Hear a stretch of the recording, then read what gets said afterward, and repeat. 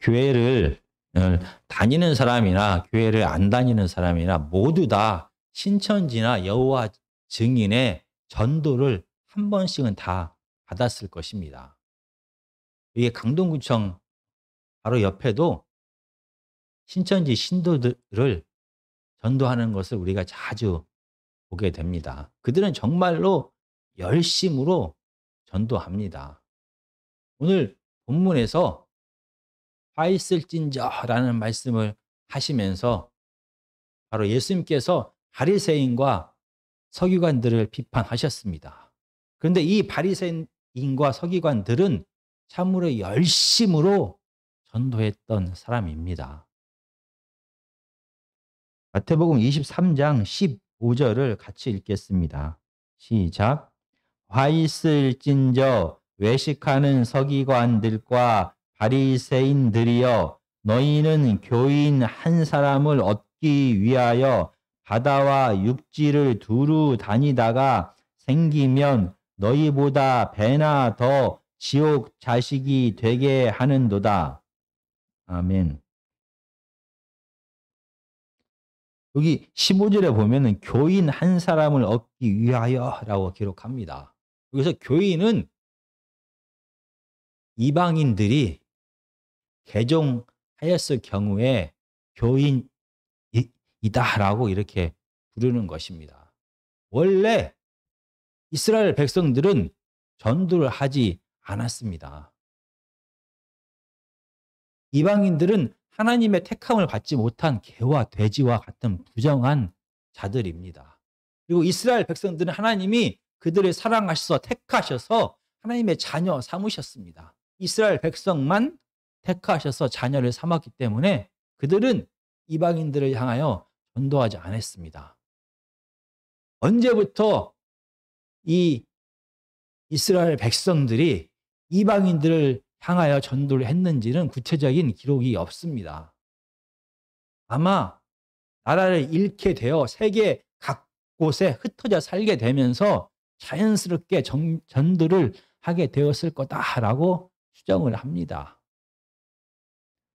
그리고 현재 지금 이스라엘 땅에도 많은 이방인들이 살고 있습니다. 가까운 지역에 살고 있는 이방인들도 있고, 이스라엘을 다스렸던 그 이방의 제국들의 사람들도 지금 이스라엘 땅에 살고 있을 것입니다. 이 바리새인들과 이 서기관들이 그들을 향하여 전도를 열심히 했다라고 말합니다. 그리고 15절에는 바다와 육지를 두루 다니다가라고 말합니다. 한 명의 교인을 얻기 위하여 바다로, 육지로 정말 찾고 또 찾았다라고 하는 그런 말입니다. 지금은 그들의 열심에 대하여 이렇게 표현합니다. 이 표현은 마태복음 13장 45절과 46절을 생각나게 합니다.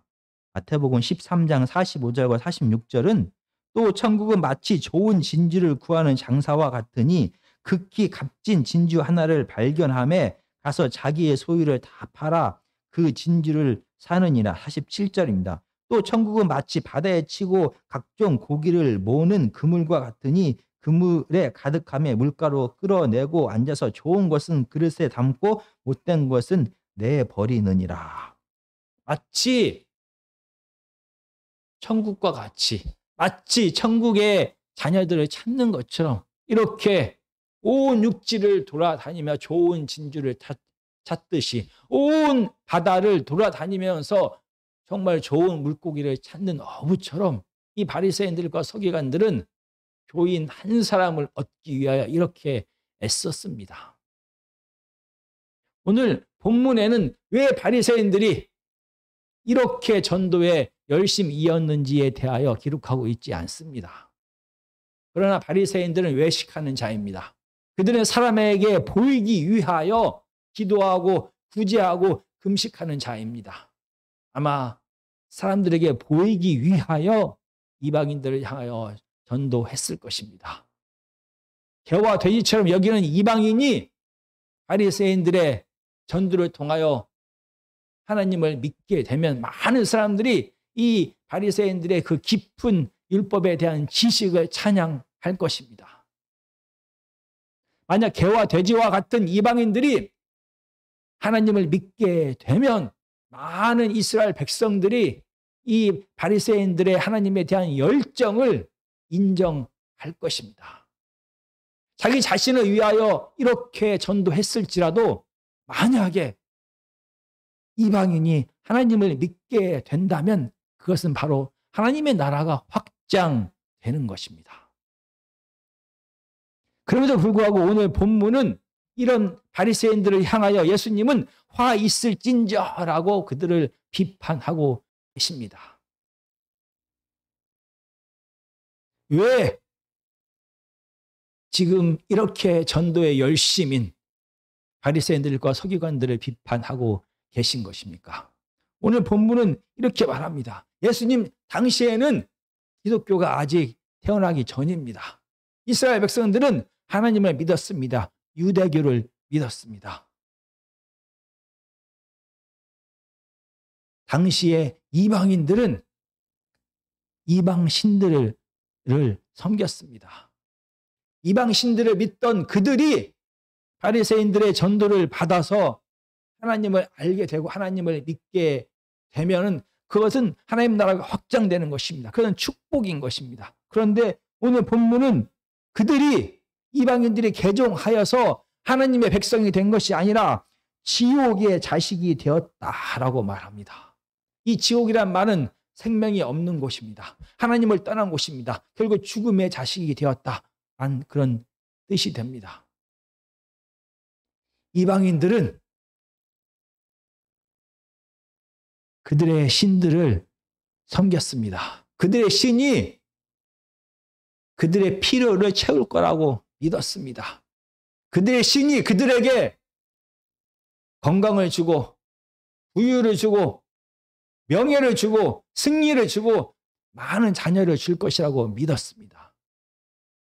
그래서 그들의 신들을 위하여 충성하고 봉사했던 자들이 이방인들입니다.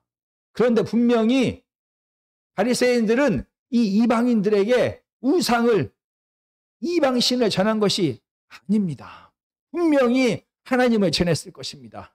분명히 하나님의 율법을 전하면서 가르치면서 하나님의 뜻대로 살아야 된다라고 분명히 전도했을 것입니다.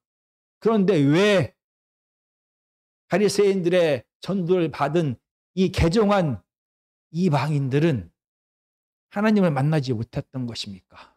하나님을 떠나 죽음의 자녀가 되었던 것일까요?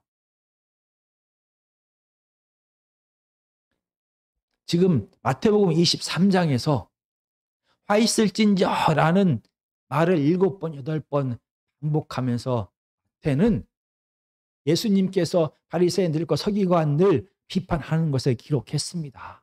이렇게 특별히 화 있을진저를 7, 8번 강조한 것은 이사야 5장에 화 있을진저를 6번 반복한 그 구절을 먼저 공부하라라는 뜻이 포함된 것입니다.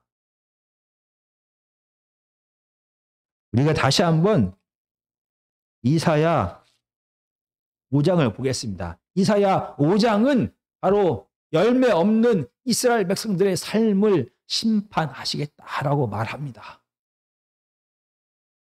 이렇게 이스라엘 백성들이 삶에서 하나님의 율법을 지키지 아니하고 자기 마음대로 살았다. 그 결과 그들의 삶에는 하나님의 열매가, 생명의 열매가 전혀 맺히지 못했다라고 말합니다. 그리고 이사야 5장 8절부터 23절까지는 이렇게 이스라엘 백성들의 생명이 없음은, 열매 없음의 가장 큰 이유가 바로 이스라엘의 유대 지도자들의 부패 때문이다라고 말합니다. 그리고 5장 8절부터 23절까지 구체적인 부패에 대하여 기록합니다. 8절은 가옥에 가옥을 이으며 전토에 전토를 더하여 빈틈이 없도록 하고 이 땅 가운데서 홀로 거주하려 하는 자들은 화 있을진저 11절입니다. 아침에 일찍 일어나 독주를 마시며 밤이 깊도록 포도주에 취한 자들은 화 있을진저. 18절입니다. 거짓으로 끈을 삼아 죄악을 끌며 술의 줄로 함과 같이 죄악을 끄는 자는 화 있을진저. 20절입니다. 악을 선하다 하며 선을 악하다 하며 흑암으로 광명을 삼으며 광명으로 흑암을 삼으며 쓴 것으로 단 것을 삼으며 단 것으로 쓴 것을 삼는 자들은 화 있을진저. 스스로 지혜롭다 하며 스스로 명철하다 하는 자는 화 있을진저. 포도주를 마시기를 용감하며 독주를 잘 빚는 자들은 화 있을진저. 이스라엘 지도자들의 부패를 기록합니다. 구체적으로 그들은 많은 집과 많은 토지를 소유했습니다. 그들은 쾌락에 취한 자들입니다. 늘 술에 취해서 살았습니다. 그들의 삶 속에는 죄악과 거짓이 가득했습니다. 그래서 선을 악이다, 악을 선이다 하면서 살았습니다. 세상의 질서대로 살아가는 것, 쾌락을 추구하면서 힘을 추구하면서 살아가는 것이 명철이다라고 그들은 생각했던 것입니다. 한마디로 이사야 시대에 이스라엘의 지도자들은 세상의 질서를 따라서, 세상의 가치를 따라서 힘과 쾌락을 추구하면서 살았습니다. 하나님의 질서, 하나님의 가치를 버리고 살았다는 것입니다. 그 결과 이스라엘 백성들의 삶 속에는 이런 지도자들처럼 똑같이 그들의 지도자의 삶을 쫓아갔던 이스라엘의 삶 속에는 생명이 없었습니다. 열매가 없는 거짓이 가득한, 죽음만이 가득한 삶이었던 것입니다. 마찬가지입니다. 지금 마태복음 23장은 바로 바리새인들과 서기관들을 비판하시면서 그들이 이스라엘의 열매 없음의 원인이 가장 큰 원인이다라고 말하고 있는 것입니다.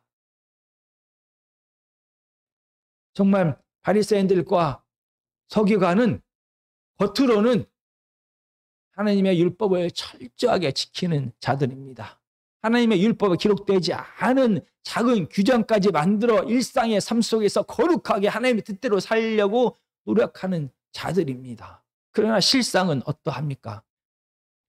바로 율법 해석을 통하여 바리새인들과 서기관들의 숨어있는 욕망을 예수님은 계속 드러내셨습니다. 그리고 오늘 본문인 23장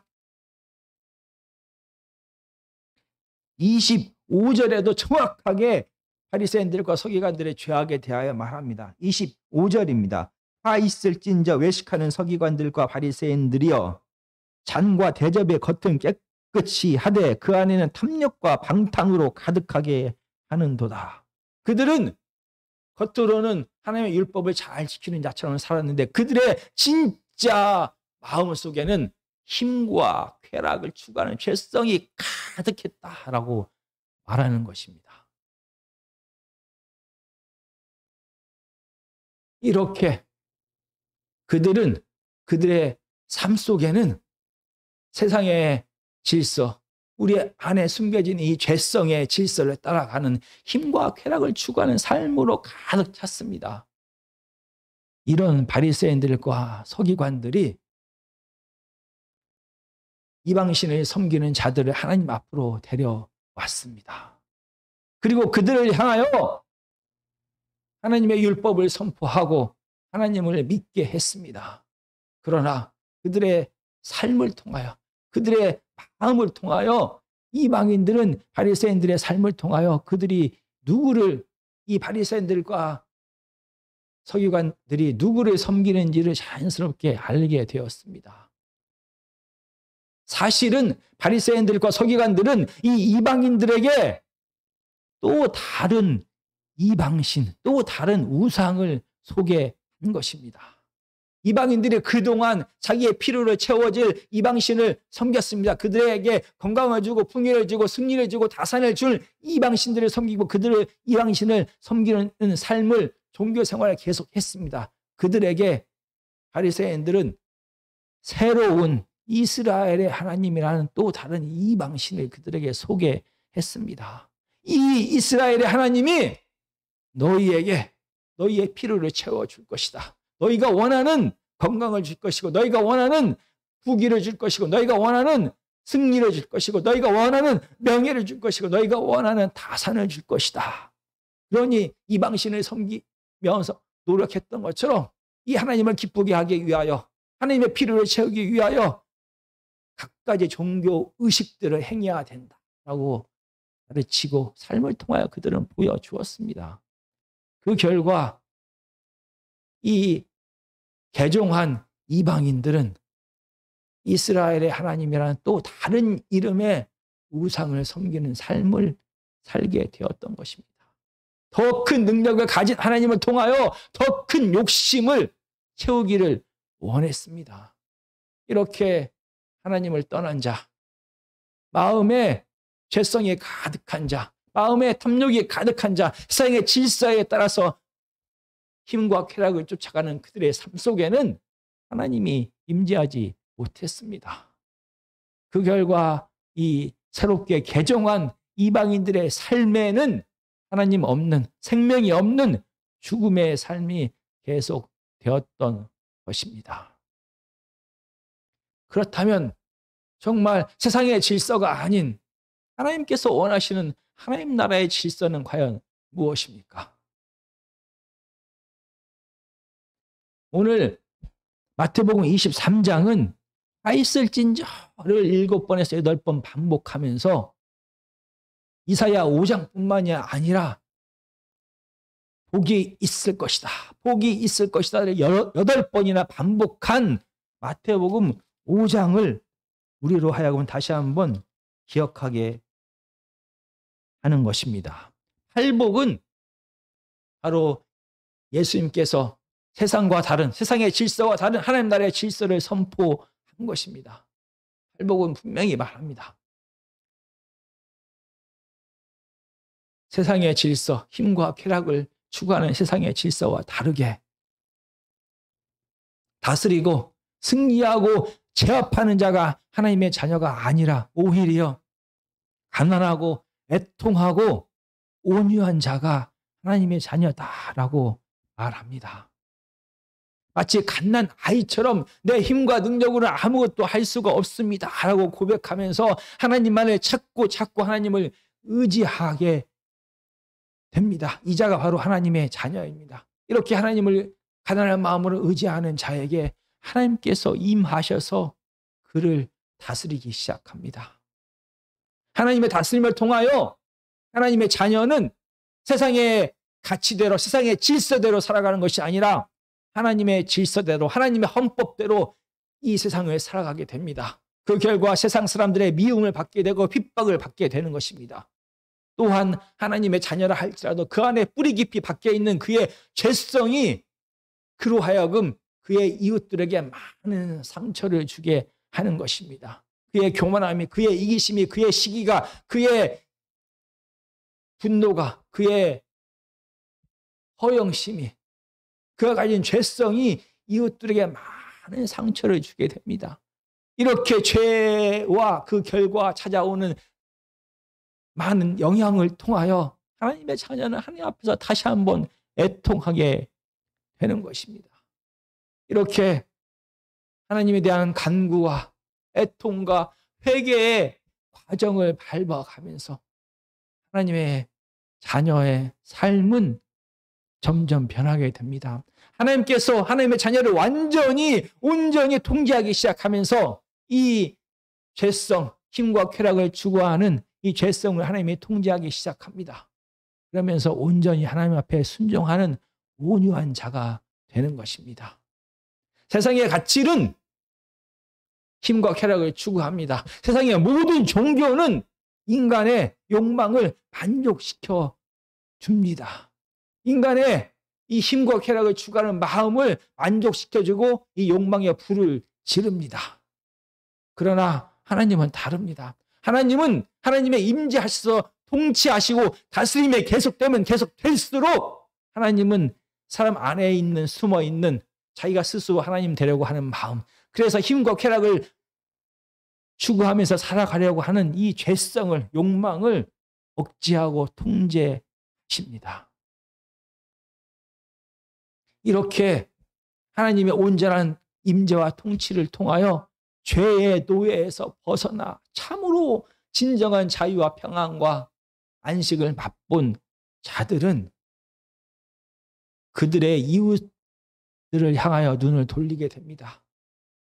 죄의 노예 가운데 죽음과 두려움 가운데 고통 가운데 살아가는 그들의 이웃도 하나님의 임재와 통치를 통하여 자신들이 누리는 안식을, 평을 보고 경험하게 하기를 원하는 것입니다.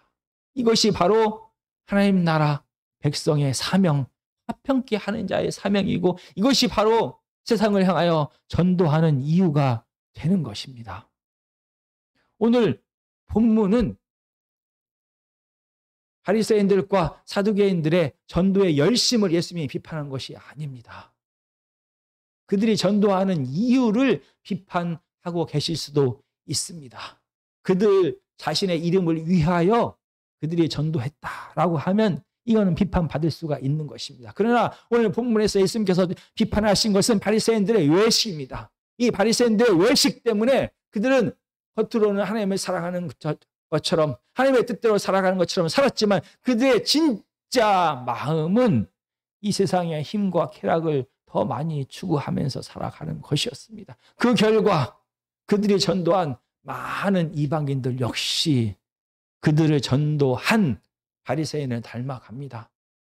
제자는 스승을 닮아갈 수밖에 없는 것입니다. 그 결과 이 이방인들은 하나님을 만나기 전에 이미 바리새인들을 통하여 이 외식을 배우게 되고 바리새인들을 통하여 하나님이 그들이 지금까지 섬겼던 이방의 신과 똑같은 신인데 더 힘을 가지고 있는 더 위대한 우상이구나라고 생각할 수밖에 없게 됩니다. 그 결과 이 이방인들은 죽음의 자식이 된 것입니다. 하나님은 이를 안타깝게 생각하셨습니다. 예수님은 이를 안타깝게 생각하셔서 이 바리새인들을 향하여 그들의 외식을, 그 결과 그들의 제자들이 역시 외식하는 자가 됨을 비판하신 것입니다.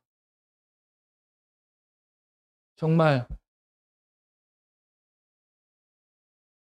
이 바리새인들뿐만이 아니라 바리새인들의 지도를 받았던 이스라엘 백성들 역시 마찬가지였습니다.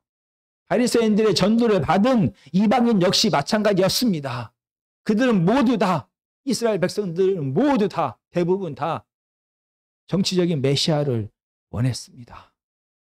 그들의 현실적인 문제를 해결해 줄 힘과 승리를 가져다 줄, 풍요를 가져다 줄 메시아를 원했습니다. 그러나 마태복음은 계속해서 처음부터 말합니다. 예수님께서 이 땅에 오신 것은 현실적인 문제를 해결하기 위해서가 아니라 이 근본적인 죄의 문제를 해결하기 위해서다라고 강조합니다. 그리고 우리가 이 땅에 살아가면서 필요한 무엇을 먹을까, 무엇을 입을까, 어디에 살까, 이 문제는 구하지 말라라고 하나님은 말합니다. 아버지 되신 하나님께서 다 준비하셨다. 왜 이방인들처럼 너의 필요를 위하여 너에게 복을 달라고, 너에게 축복을 달라고, 너에게 건강을 달라고, 너에게 더 높은 자리를 더 달라고, 너에게 명예를 달라고 이렇게 구하지 말라라고 마태복음은 계속해서 말합니다. 왜냐하면 하나님은 이방신이 아니라 바로 우리들의 아버지가 되시기 때문입니다. 같은 사명을 예수님께서 하셨던 그 사명, 이 죄의 문제를 해결하기 위하여 오신 예수님이십니다. 세상 죄를 짊어지고 십자가에서 죽기까지 순종하신 분입니다. 우리에게도 같은 사명을 주셨습니다. 우리에게도 세상 죄를 짊어지고 예수님처럼 하나님 앞에 온전히 순종하는 삶을 살아가게 하신 것입니다. 그래서 하나님의 뜻이 예수 그리스도의 십자가의 죽으심과 부활을 통하여 성취되고 하나님 나라가 시작된 것처럼 우리들의 온전한 순종을 통하여, 우리들의 온전한 나눔을 통하여, 우리들의 온전한 자기 부정을 통하여 우리가 머무는 이 공동체 속에, 우리가 가는 모든 세상 속에 하나님 나라가 임하게 하는 것이 바로 우리의 사명입니다. 그래서 이 죽음과 두려움에 가득한 세상이, 이 죄의 결과, 죄의 영향력 아래 두려워 떠는 이 세상에 하나님의 임재와 통치가 임하게 하는 것, 그래서 그들 역시 이 죽음과 두려움이 가득한 온 세상 역시 하나님의 임재와 통치를 맛보게 하는 것이 우리에게 주신 사명인 것입니다. 제자는 선생님을 닮게 됩니다. 예수님을 닮아 제자들은 그러한 삶을 살았습니다. 그 결과 제자들의 삶을 통하여 온전한 순종을 통하여 죽음을 통하여 그들의 나눔을 통하여 하나님의 나라가 점점 예루살렘에서 시작된 하나님의 나라가 온 세상을 향하여 확장되고 있는 것입니다. 그리고 이것이 이스라엘 백성들이 오해했던 다윗을 하나님께서 택하신 이유입니다. 이스라엘 백성들이 오해했던 아브라함을 택하신 이유가 되는 것입니다. 아브라함에게 내가 복의 근원이 될지라 라고 말씀하셨습니다.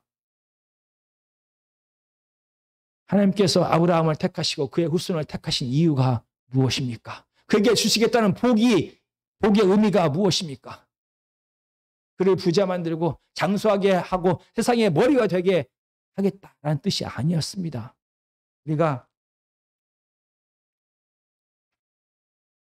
우리가 끝으로 창세기 18장 19절을 찾아보겠습니다.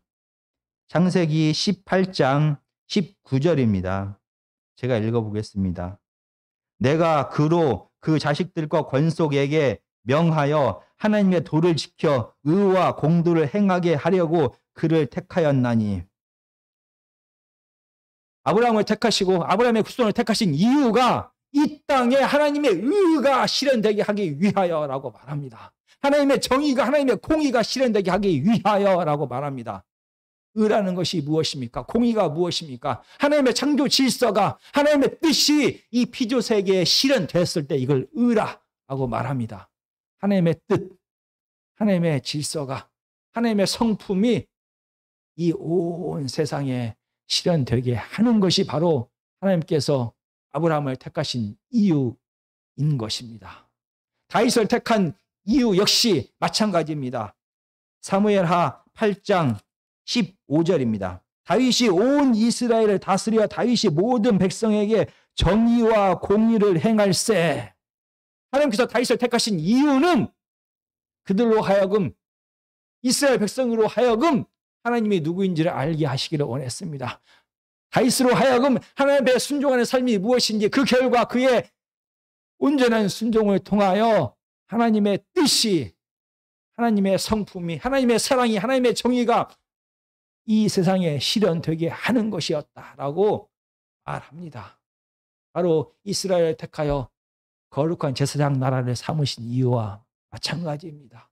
온 세상을 향하여 하나님의 뜻이 무엇인지 하나님이 누구인지를 밝히 드러내는 것. 그래서 그들도 역시 하나님을 찾고 의지하고 하나님의 사랑과 하나님의 정의가 그들의 삶 속에 넘쳐나게 하는 것이 사람을 택하신 하나님의 이유였다는 것입니다. 우리는 하나님의 뜻이 무엇인지를 올바로 알아야 됩니다. 우리는 하나님의 뜻이 무엇인지 올바로 가르쳐야 됩니다. 우리는 하나님의 뜻이 드러났을 때 온전히 순종해야 되는 것입니다.